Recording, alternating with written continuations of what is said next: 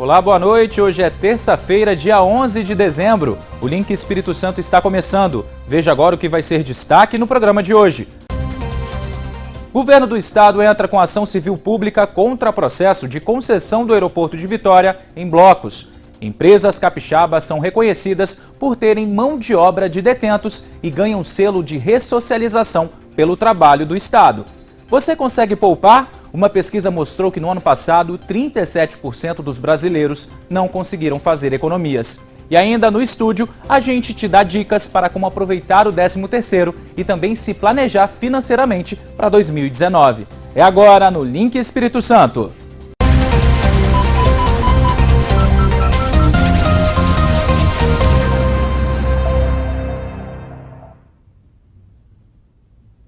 Mais uma vez, boa noite para você que nos acompanha. O governo do estado ajuizou hoje a ação contra a concessão do aeroporto de Vitória. O governo acredita que o leilão em blocos vai aumentar as tarifas para o usuário capixaba. O edital de concessão do aeroporto de Vitória, juntamente com o de Macaé, foi aprovado em novembro deste ano pela Agência Nacional da Aviação Civil, a ANAC.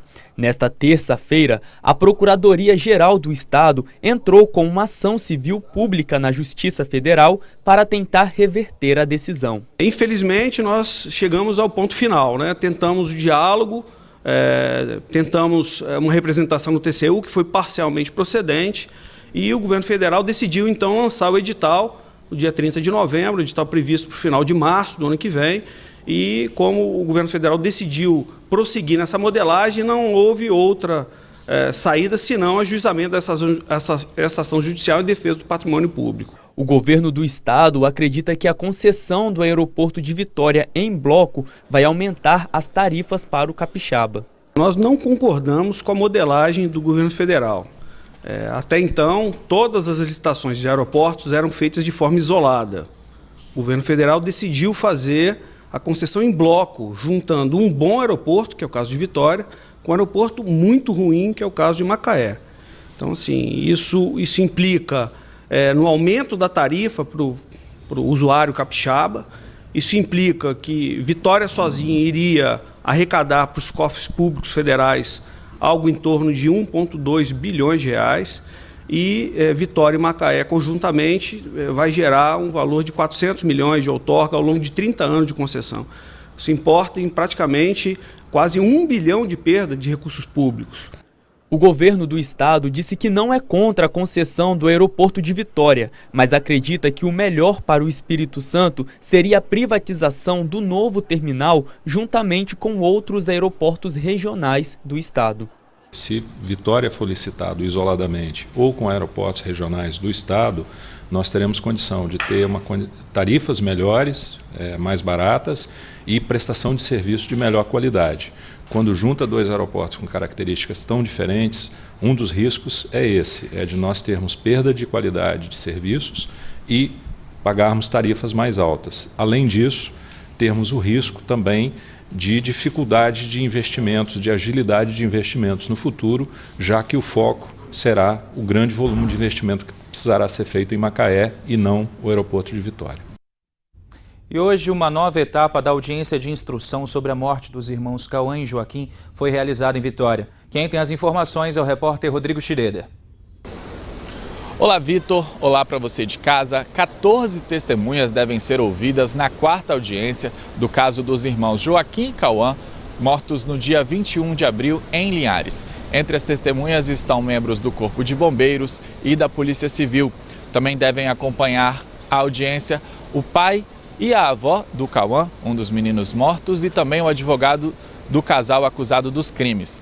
O pastor Georgeval Alves e a pastora Juliana Alves estão presos. Ele é acusado de estuprar, matar e queimar as crianças. Ela responde pelos mesmos crimes e também por omissão.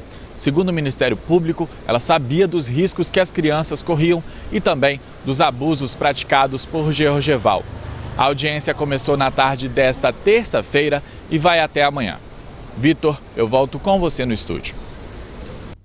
Obrigado pelas informações, Rodrigo.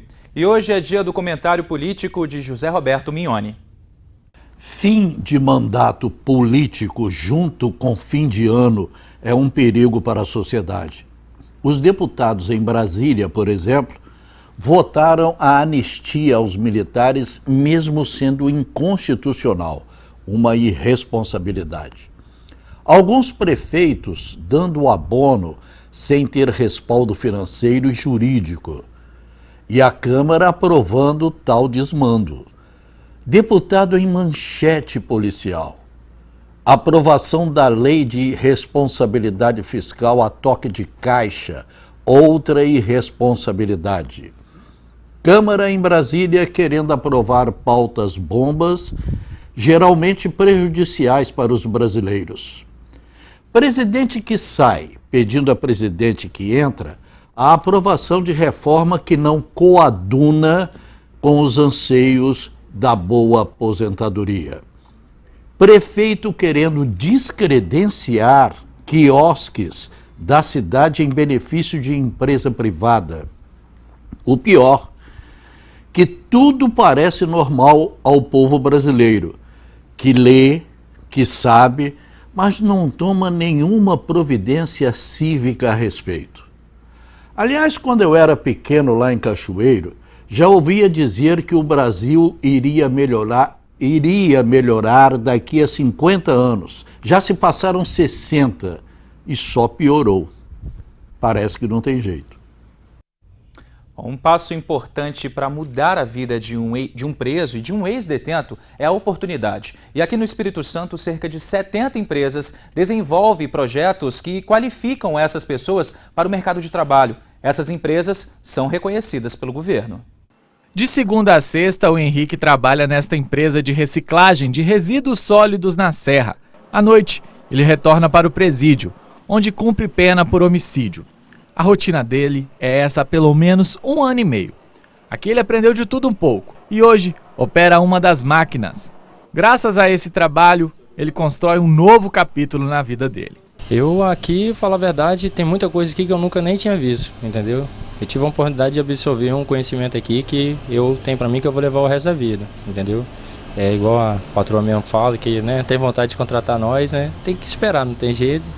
Mas aqui deu para aprender bastante coisa. Aqui eu aprendi que a gente ainda tem a oportunidade ainda de fazer a diferença. Ele é um dos 394 detentos que fazem parte do programa de responsabilidade social e ressocialização da Secretaria de Justiça.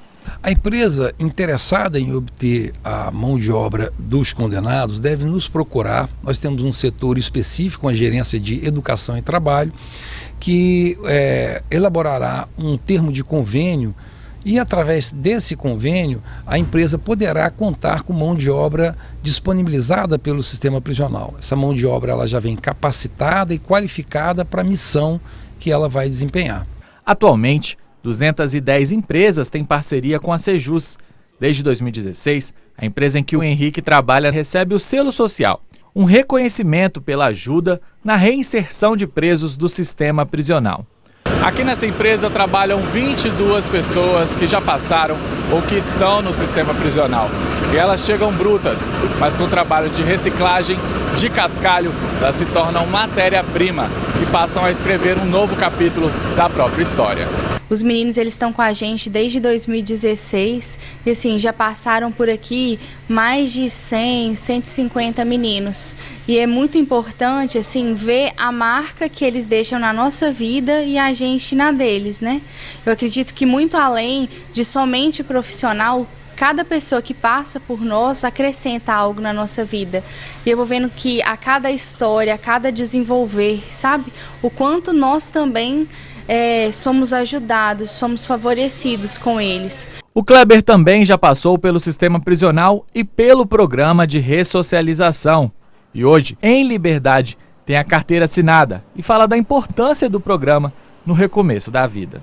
Aqui eles dão uma oportunidade, né? A gente sim, todas as oportunidades. Se você quer aprender uma máquina, você vai aprender uma máquina. Se você quer aprender a soldar, você vai aprender a soldar. Se você quer aprender a cortar no maçarico, você vai aprender a cortar no maçarico. Então, isso aqui significa muita coisa, né? Eu não sabia fazer nada, hoje eu sei fazer tudo. O secretário de Justiça ressalta a importância de ações como essas para a ressocialização de presos. Diz que é preciso superar preconceitos. É muito importante superarmos a barreira do preconceito, por vezes a sociedade não compreende que uma parcela dos condenados devem sair para iniciar o processo de retorno ao convívio social. Por vezes as pessoas acham que o condenado tem que permanecer dentro do ambiente prisional, mas vejam bem os senhores que em determinado momento ele terá o direito de retornar ao convívio da sociedade. Então é preciso que nós façamos um processo de passagem paulatina e organizada e fiscalizada pela Secretaria de Justiça para que esse convívio se dê da forma mais harmônica possível.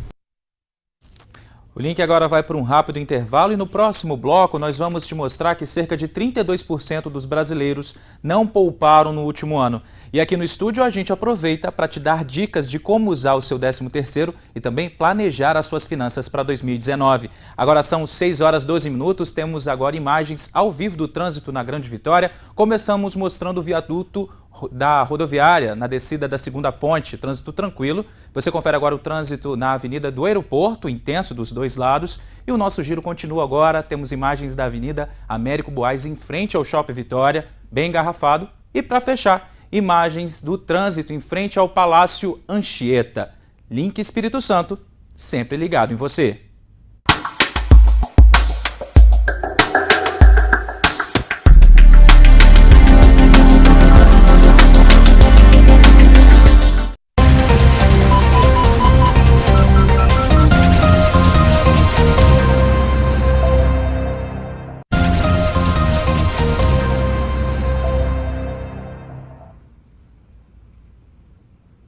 Link Espírito Santo de volta e eu começo esse bloco fazendo uma pergunta. Você consegue poupar? Se sim, parabéns. Agora, se não, você faz parte dos 32% dos brasileiros que no ano passado não conseguiram guardar dinheiro. A reportagem você confere agora sobre o assunto com Rodrigo Schroeder. Esta nutricionista sabe bem a importância de poupar. Se a gente quiser construir alguma coisa, uma viagem, um passeio, uma roupa, uma melhoria dentro da casa, se a gente, na classificação de trabalhador, não fizer o uso desse hábito, a gente não consegue nada. Este estudante também poupa parte do que ganha para não passar sufoco. Eu penso no meu futuro, penso para ter uma reserva de segurança. Caso eu fique sem emprego, eu tenho essa reserva para me manter até eu conseguir um outro emprego. Já esse jornalista confessa que não tem o hábito de poupar. Eu não faço muito planos com dinheiro, então para mim é mais difícil, eu reconheço que é difícil. Dados do Banco Mundial mostram que em 2017, 32% dos brasileiros com mais de 15 anos guardaram dinheiro. A média global é de 48%. E nos países de alta renda, esse percentual chega a 73%. Este economista e educador financeiro explica por que o número de poupadores brasileiros ainda é tão baixo. A primeira dificuldade que o brasileiro tem em poupar é uma questão de hábito. Nós, brasileiros, não fomos educados desde criança, nem no âmbito familiar, nem no âmbito de escola e uma educação formal, a fazer a poupança. E as pessoas que foram educadas nesse sentido aprenderam a poupar a partir do que sobra, e não a poupar antes de gastar.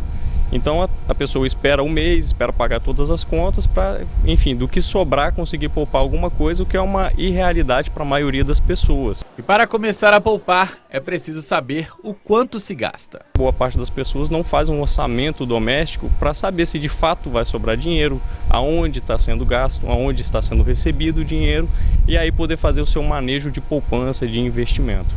Poupar é fundamental para você conseguir renda passiva, ou seja, fazer o dinheiro trabalhar para você. Você tem que ir dormir sabendo que o dinheiro está rendendo dinheiro e você está naquele sono tranquilo. E olha só, para quem trabalha com carteira assinada, pode aproveitar o 13º neste final de ano. O dinheiro vem em boa hora para a maior parte dos trabalhadores e pode ajudar em diversos sentidos. Com o salário adicional, fica um pouco mais fácil colocar as coisas em ordem e começar um ano novo melhor. Mas como proceder? Quais dicas para que a gente consiga usar esse dinheiro de maneira correta? Para responder essas e outras dúvidas, eu recebo o economista Eduardo Araújo. Boa noite, Eduardo, bem-vindo. Boa noite. Bom, vamos começar falando desse mês de dezembro, Eduardo. Salário mais 13º, como é que a gente tem que lidar com esse dinheiro a mais na nossa conta? É preciso bastante prudência, né? Porque nós estamos chegando numa época de fim de ano que por um lado, você tem esse 13º no bolso, mais recursos circulando na economia. A gente percebe também que alguns preços tendem a se elevar nesse período. Há também um apelo muito grande ali daquelas viagens de fim de ano, as compras de Natal.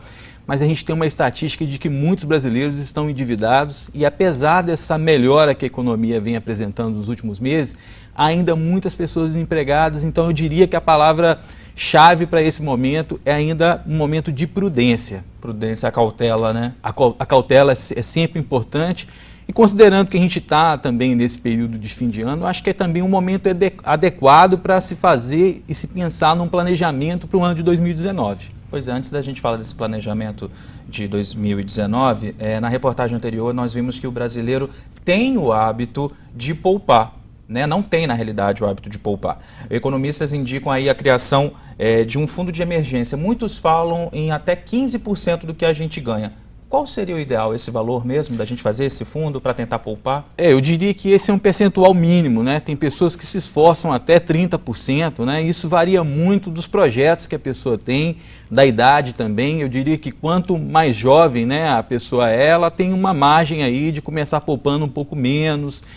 Também tem a ver com os projetos que a gente tem para o futuro, né? A importância de se pensar nesse fundo de reserva, nessa poupança, é porque os brasileiros geralmente tendem a fazer compras sem ter uma reserva. Então as pessoas falam, eu não consigo juntar, e aí quando vai fazer a compra, às vezes faz um financiamento, um parcelamento, e no Brasil as taxas de juros, por exemplo, a de cartão de crédito, chega até 300% ao ano.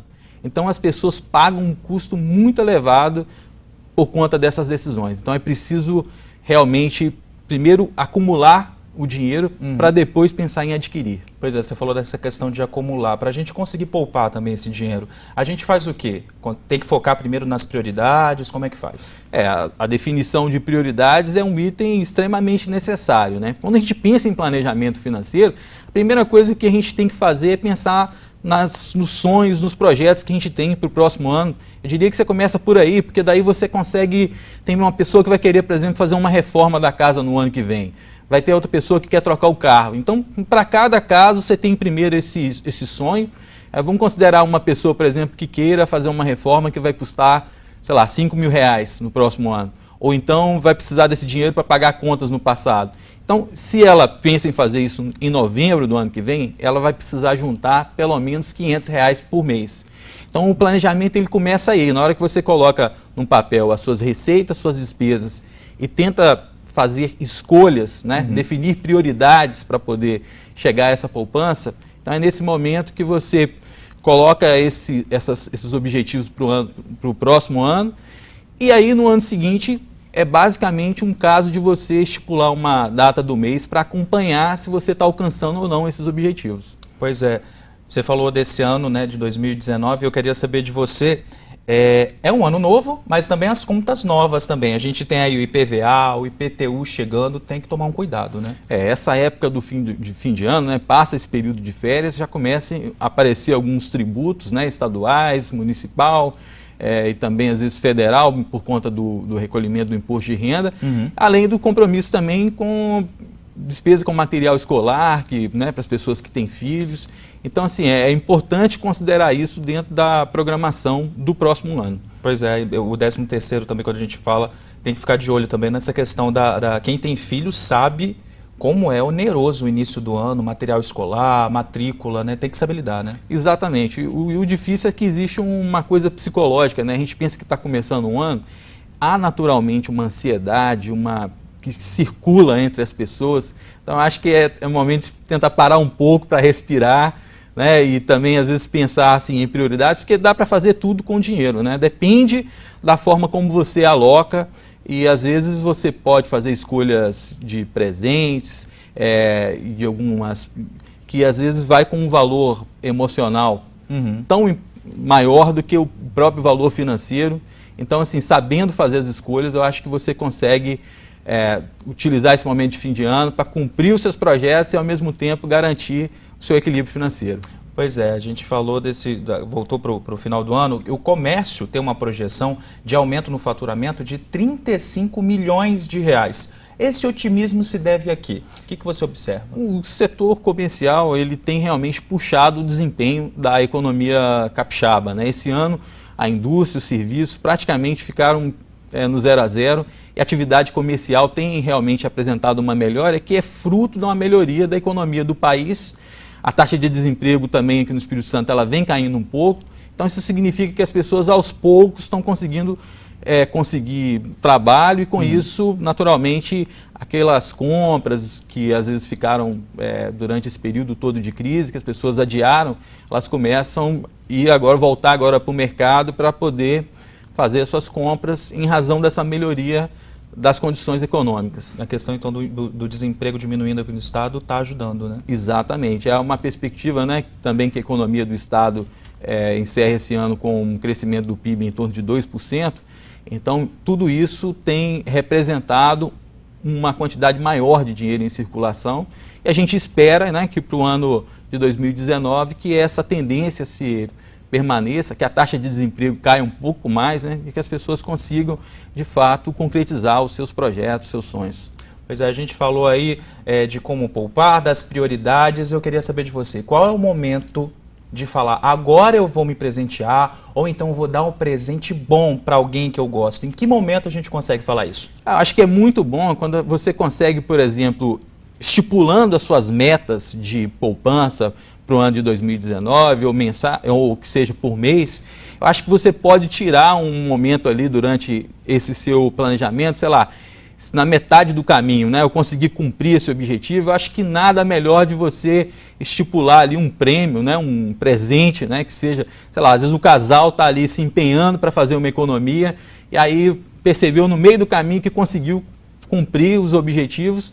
Nada melhor de tirar ali um jantar, dar um presente, utilizar também esse tipo de momento para poder celebrar, né, um tipo de conquista. E quando você associa isso com as suas conquistas financeiras, eu acho que faz todo sentido e isso não gera nenhum desequilíbrio para as suas finanças pessoais. Pois é, Eduardo, 2019 está chegando e qual dica para manter um ano tranquilo financeiramente? O que a gente tem que fazer? Já estou com um papel aqui para aproveitar e anotar essas dicas. Eu acho que a coisa mais importante para a maior parte das pessoas é não se endividar. Eu vou falar assim do que é básico, né? Para uma parte também grande das pessoas se livrar das dívidas, eu acho que é outra coisa. Como eu disse, o país a gente vive com taxas de cartão de crédito que pode chegar até 300%. Então, você conseguir no ano de 2019 fazer com que as suas compras sejam feitas com base nessas economias e não com base no próprio uso do cartão rotativo do cartão de crédito e do endividamento, eu acho que essa seria uma principal dica para a gente poder pensar para o ano de 2019. Então deixa eu ver se eu acertei. Aproveitar, fazer as compras utilizando as economias, cartão de crédito, se for utilizar à vista, nada de dividir. Exatamente. E tudo dentro das possibilidades. Maravilha, Eduardo, muito obrigado pela sua presença. O espaço aqui do Link está sempre aberto, tá bom? Ok, um bom 2019 para todos nós. Bom, o Link agora vai para um rápido intervalo e na volta você confere outras notícias do Espírito Santo nas outras regiões do estado nessa terça-feira. O Link volta já.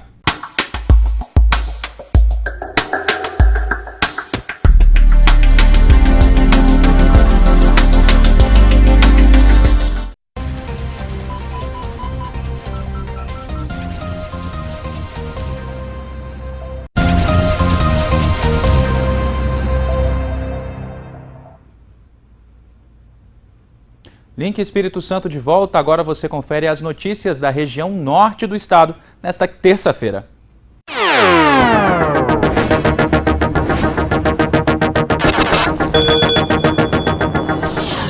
Olá, boa noite a você ligado no Link Espírito Santo mais uma vez, falamos de Linhares.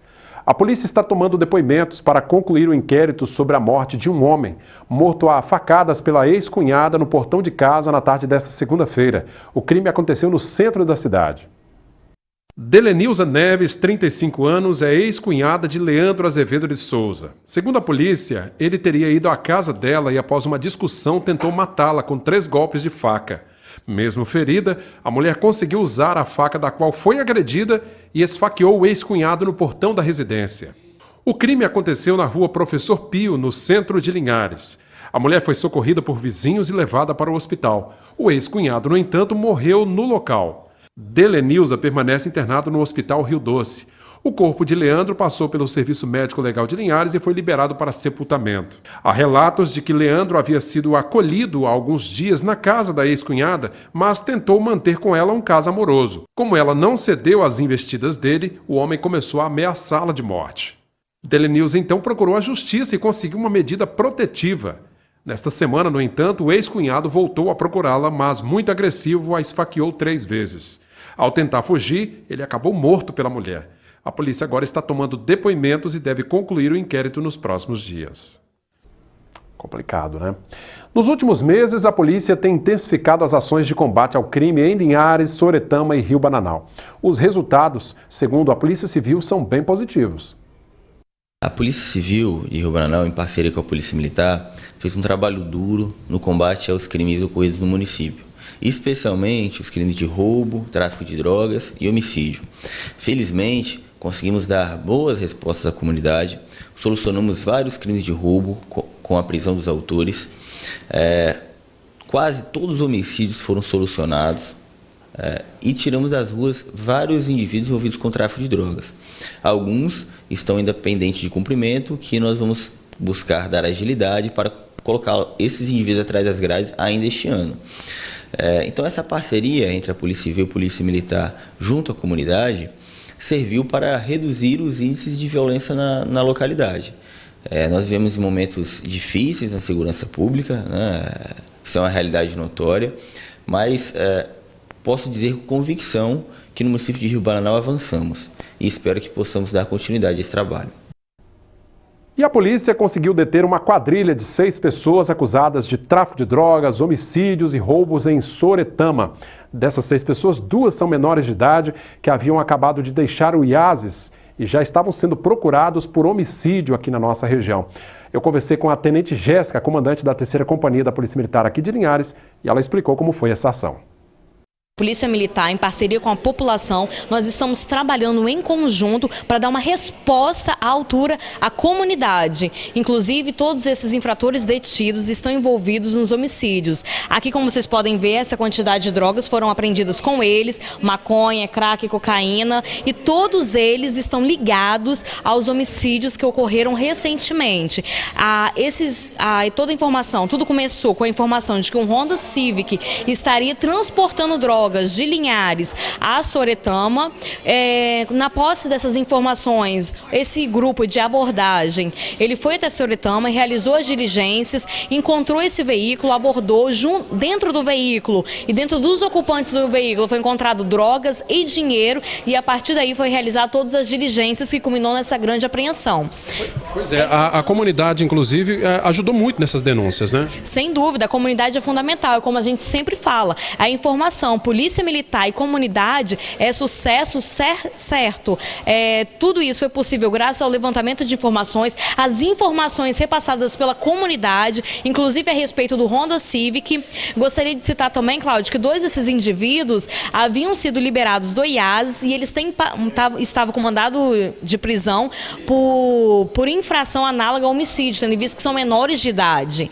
Então, assim, infelizmente, nós estamos tendo algum período, né, em Soretama com menores que foram liberados pelo IASES que estão cometendo crimes. Tenente, um grupo, inclusive, da Polícia Militar que tem atuado lá, até um pedido da comunidade, que é o GAT, né, que voltou. Esse trabalho deve ser intensificado nos próximos dias, nesse quesito aí? Sim, sem dúvidas. Estou respondendo pelo comando da 3ª CIA, que compreende a área norte de Linhares e o município de Soretama. E nós retomamos com o grupo de abordagem tática, né, que é o vulgo TAT, justamente para isso, para estar com atitudes mais repressivas em relação à criminalidade. Nesse último mês, nós já obtivemos muitos índices positivos, como essa apreensão ontem do I-30, que estava interligado à questão de Soretama. Estamos desvendando, junto com a Polícia Civil, a questão de alguns homicídios. Enfim, estamos trazendo alguns retornos muito positivos para a população. Inclusive, Cláudio, hoje à noite vai ter uma reunião com a comunidade, onde será repassado todas essas informações, mostrando para a população que população, comerciantes e polícia militar devem estar juntos juntos, devem estar interligados, devem estar unindo forças e informações para estar combatendo a criminalidade. Pois é, as informações são de que esse grupo atuava na região do bairro Salvador e no Parque das Palmeiras, em Soretama. Trazer uma tranquilidade agora para os moradores da região, né? Por hoje é só, seguimos para Colatina com outros assuntos do norte do estado.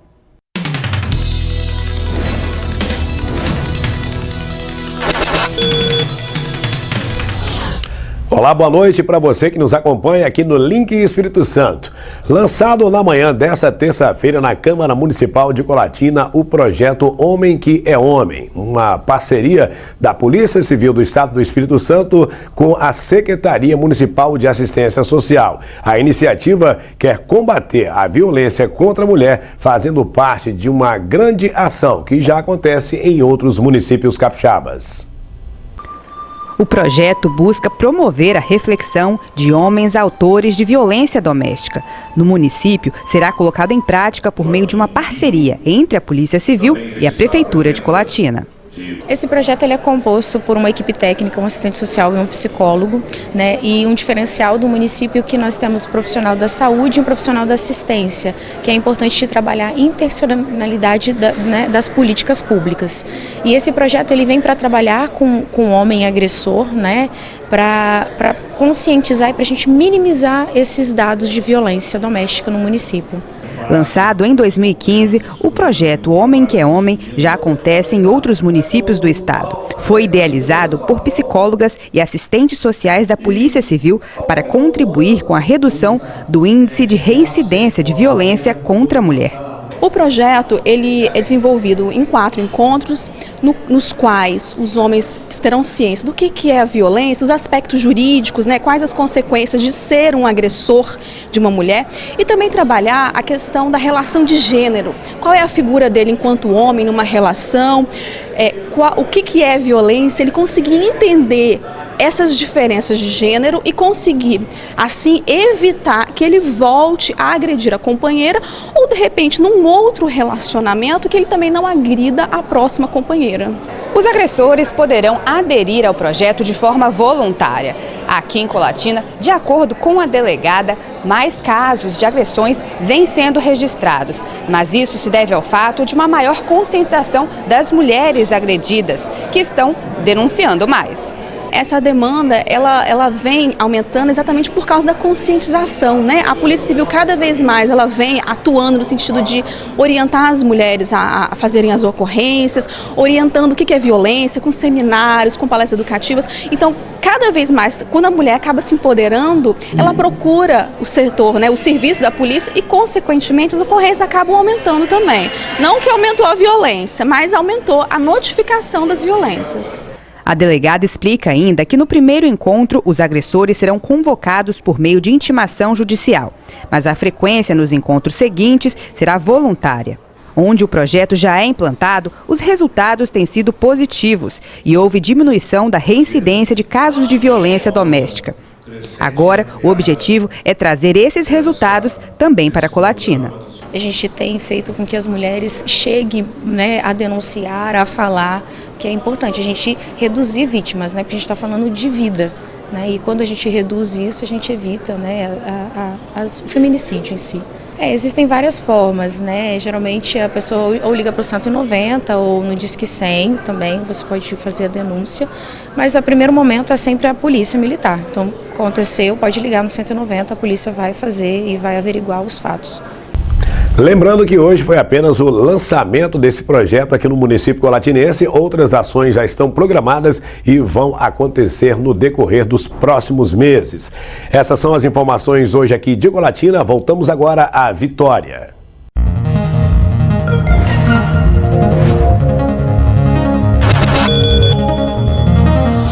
Obrigado, Cláudio, Altemar. Nós tivemos aí as principais notícias da região norte. Não sai daí, que no próximo bloco você confere as notícias do sul do estado. É um instante só.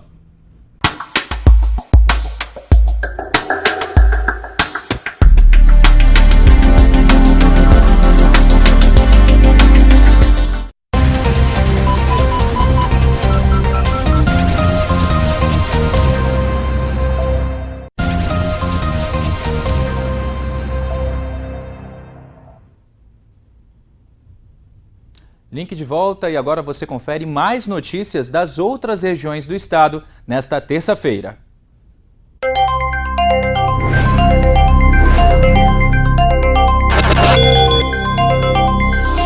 Olá, boa noite. Nós continuamos com o giro de notícias com informações da região aqui do sul do estado. E a gente começa falando de acidentes. Esse carro aí derrapou na pista e invadiu o canteiro da Praça Jerônimo Monteiro durante a madrugada de hoje. O carro bateu em uma das palmeiras. Uma das laterais ficou bem danificada. E o acidente aconteceu por volta das 4 horas da manhã. A condutora não teve ferimentos. Um motorista ficou preso às ferragens em um acidente na BR-101 na altura de Rio Novo do Sul.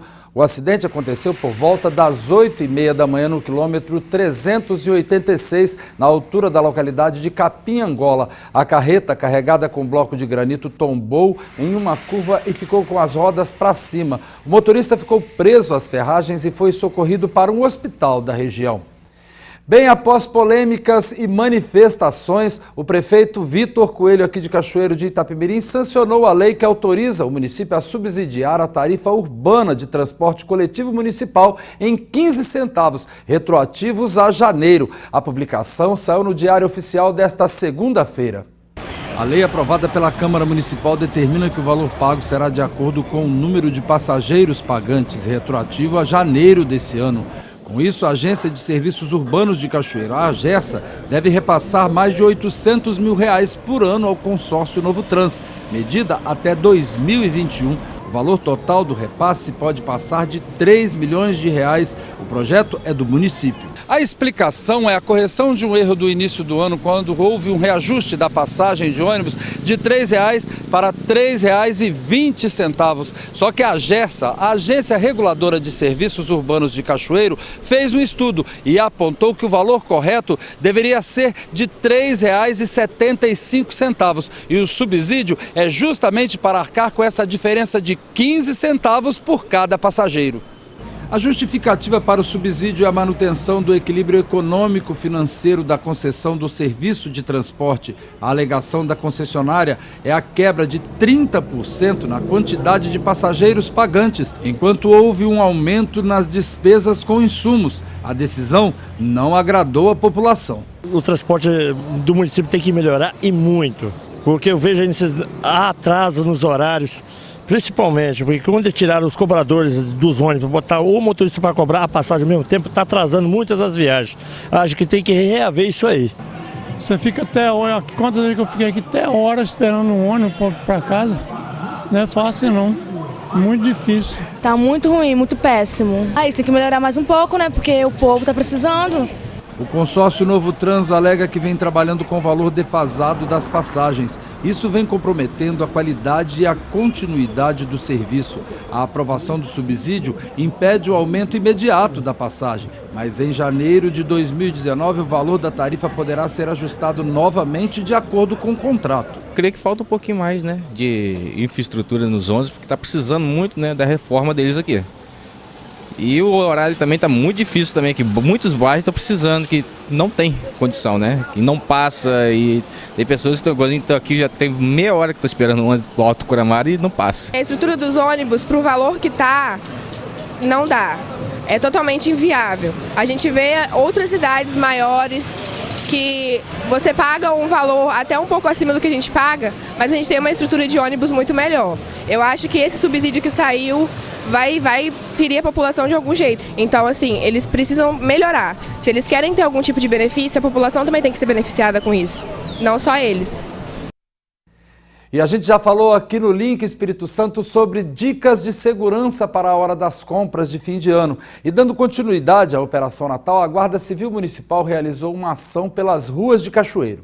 Nas calçadas, no sinal de trânsito, nas filas dos bancos, quem passava pelo centro da cidade era abordado e recebia um folheto com as principais dicas de segurança na hora das compras de Natal e Ano Novo. As pessoas andam com bolsas, com dinheiro, o trânsito ali flui com mais intensidade, então nós precisamos que as pessoas fiquem espertas em relação a esse período. O trabalho foi realizado pela Guarda Civil Municipal e pela Guarda Mirim. Se andar na rua, fala que você para pagar as coisas, usa cartão ou cheque em vez de dinheiro. dinheiro, não ficar andando com o celular na rua, usar bolsa, olhar sempre antes de atravessar a faixa também, que ajuda na segurança do trânsito e ajuda a nossa segurança para a vida em si. É interessante porque a gente no nosso dia a dia, a gente está assim distraído, às vezes, né, coloca a bolsa de qualquer maneira e as ruas estão cheias, né? As pessoas assim acabam tirando o celular da bolsa e através desse panfleto aqui a gente pode estar evitando, né, essas certas atitudes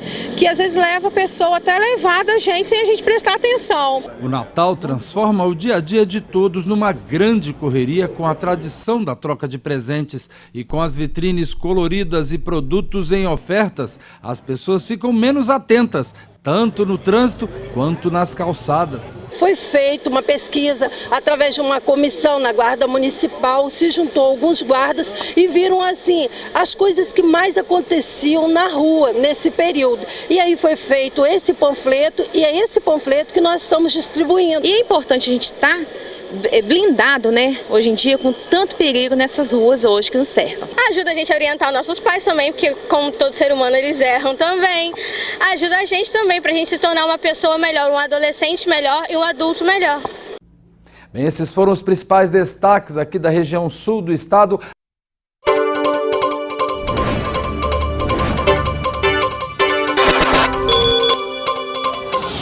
Produtores e trabalhadores rurais de Aracruz estão sendo capacitados pelo Instituto Capixaba de Pesquisa, Assistência Técnica e Extensão Rural, o INCAPER. A alimentação bovina é uma preocupação dos produtores. Nós estamos trazendo aqui temas que são demandas regionais, né, que nós estamos trabalhando aí no estado, principalmente com a questão de base de alimentação de rebanho. A gente sabe que a grande maioria das propriedades do estado sofre com alimentação de rebanho e no passado recente a questão da crise hídrica agravou isso. Foram discutidas também formas para trabalhar com irrigações em épocas de estiagem. Esse evento é uma parceria da Prefeitura de Aracruz, através da Secretaria de Agricultura, com o INCAPER.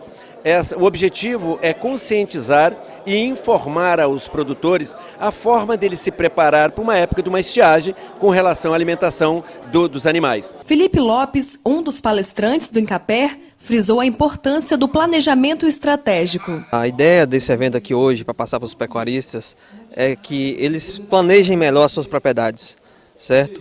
Que hoje em dia o mundo não está mais para amador. Então a agricultura, a pecuária hoje em dia, ela tem que ser altamente profissional. Então o produtor que conhece a sua propriedade, ele tem a capacidade de ser mais eficiente na sua produção, tanto agrícola como pecuária. E com planejamento, vem a economia. O custo da produção da silagem ele é bem menor do que o custo do produtor perder os animais, né? Então a fonte de renda dele. Então a produção da silagem ela é uma forma, uma estratégia de armazenar alimento para a época de seca. Na época de bonança ele tem que preparar para a época da época das vacas magras.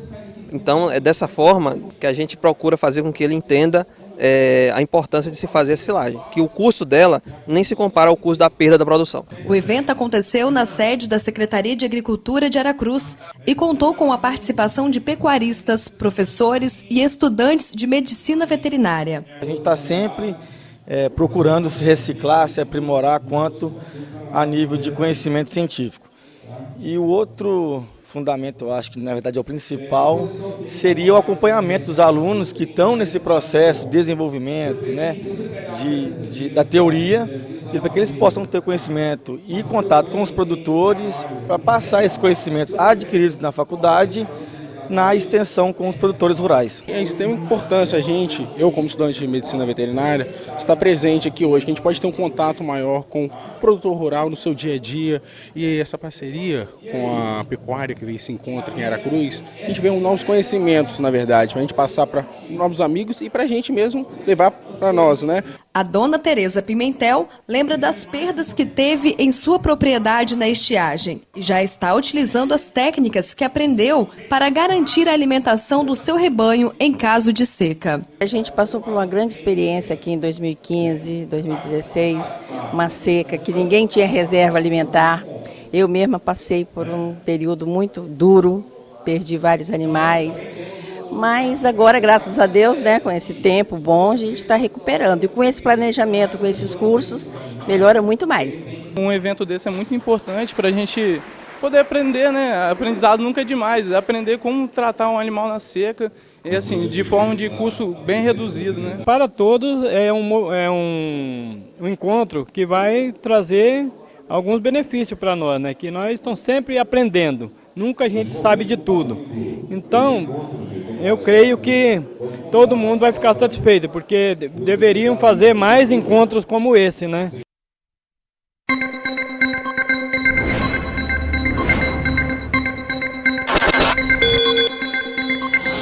Olá, e nos destaques de São Mateus e região do Link Espírito Santo.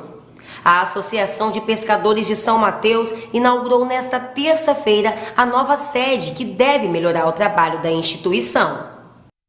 A cultura de peixes em cativeiro começou a ser desenvolvida por volta do ano de 2003, numa iniciativa que deu origem à APESAN, Associação dos Pescadores de São Mateus.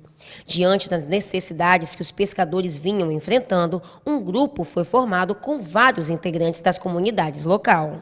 Um rapaz tem aqui na comunidade chamado Mauro César, que foi o articulador dessa ideia. Ele reuniu, conseguiu juntar um grupo de pessoas, onde a gente foi para o colégio ao lado da igreja, e lá a gente começamos a fazer reuniões.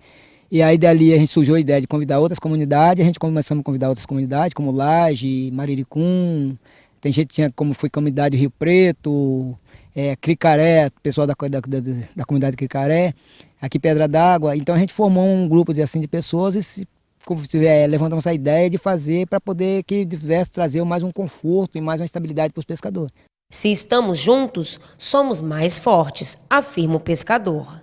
Igual diz o ditado, uma andorinha só não faz verão, mas várias andorinhas fazem um verão danado. Então a gente foi aonde a gente foi buscar essas parcerias para poder ter força, porque se fosse só uma pessoa só não conseguia, mas como juntamos um grupo e foi um grupo unido, a gente conseguiu. E desde 2003 foi fundada essa associação.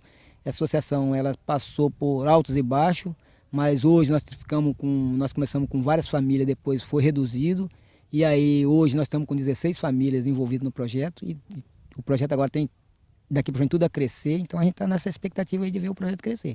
Apaixonado pela profissão e pelo rio Cricaré, seu Lapinha, como é conhecido pela comunidade, fala com tristeza sobre as consequências da tragédia da Samarco. Depois dessa tragédia, então, a coisa piorou mais ainda, porque aí é que foi a mortalidade do nosso rio. Nosso rio praticamente é um rio morto, um rio de água morta. A água salgada vem, invade. Depois vem a água salgada, quando dá enchente, a água salgada recoa, a água doce vem, mas não tem produção, não tem mais peixe, não tem mais pescado, não tem mais nada. Naquela infância que a gente tinha que pegar piaba, os lambari que a gente pegava, hoje você não encontra mais nada disso. É um sentimento de tristeza, né? Porque você olhar um mundão desse de água e olhar várias famílias que dependem disso aqui para sobreviver. E hoje, a pessoa passa, vai ao rio e não consegue nada. Então volta para casa do jeito que sai, ele volta. A associação hoje possui o apoio da Prefeitura Municipal de São Mateus, Senar, Incapé e do Instituto Votorantim, uma parceria que vem dando resultados. Iniciou em 2013 a execução desse projeto, a gente passou por muitos desafios aí do ponto de vista de licenciamento, né? A associação foi muito persistente, não desistiu, se esforçou bastante para que esse licenciamento fosse viabilizado, tanto o licenciamento ambiental para a produção de tilápia quanto o licenciamento da unidade. E hoje a gente está realmente muito feliz porque é uma parceria longa, a gente sempre entende que o nosso investimento social ele não pode ser um investimento pontual, ele tem que ser um investimento de longo prazo, porque aí a gente chega a resultados nesse nível, né, que é uma unidade que vai ser referência não só para São Mateus, como também para toda a região e para todo o estado. A nossa expectativa era muito grande, né, de que chegasse esse dia. E hoje, infelizmente, chegou, né? E para nós é uma imensidão de alegria que nós estamos hoje, né? Na inauguração da APESAN. A APESAN é fruto do programa Redes do Instituto Votorantim. A iniciativa deste projeto tem o objetivo de estimular o desenvolvimento sustentável. O programa Redes já esteve presente em 36 municípios de 16 estados do Brasil, incluindo São Mateus. Essa fundação aportou, né? Em 2012, um projeto que a gente fez também, aportou uma grande quantidade de recursos justamente para dar uma oxigenada, né, no projeto. né? E com esse recurso foi feita essa reforma do unidade de beneficiamento, foi feita a reforma do caminhão, né? Eles vão adquirir mais tanques-redes, vão adquirir alevinos, né? Conseguiram desencalhar a licença ambiental. Então é uma instituição realmente que veio para somar. Há alguns anos, os piscicultores esperavam por uma licença para voltarem a criar tilápias dentro de tanques no Rio Cricaré, que agora foi liberada. A expectativa é que eles realmente produzam pelo menos 60 toneladas por ano de pescado, de qualidade, né, sustentável, porque o rio consegue produzir a tilápia de maneira sustentável, né, e vai melhorar muito a renda deles, pelo menos em um salário mínimo a mais por família, que isso é muito significativo. Para nós aqui, além de ser aposentado, eu estou aposentado, mas isso é uma renda que entra para nós. O Rio Cricaré e também a Pesan, que é uma fonte de renda nossa aqui também, que ajuda muito isso aí. Para o secretário de Agricultura do município, uma oportunidade de gerar emprego e renda na comunidade através do cultivo dos alevinos. Dentro da comunidade do Pedra d'Água, hoje, a Pesan vai estar surgindo como uma fonte de renda para várias famílias, assim, podendo deixar pais de famílias com mais segurança para criar seus filhos, né, sua prole, sua família. Então, assim, a gente espera que esse empreendimento seja um sucesso. Gostei muito, né, que trouxe muito serviço para a população, né, então fico muito agradecida, né, por mais, né, isso aí, que graças a Deus veio para nossa cidade, né, porque todo mundo ficou feliz.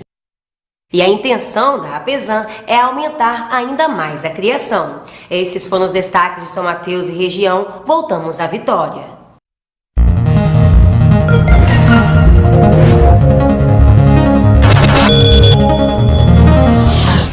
Bem, com essas notícias a gente encerra o nosso link de hoje. A você que nos assiste, muito obrigado pela audiência. Mais notícias você confere no nosso jornal online, simnoticias.com.br. Record News, informação para você crescer.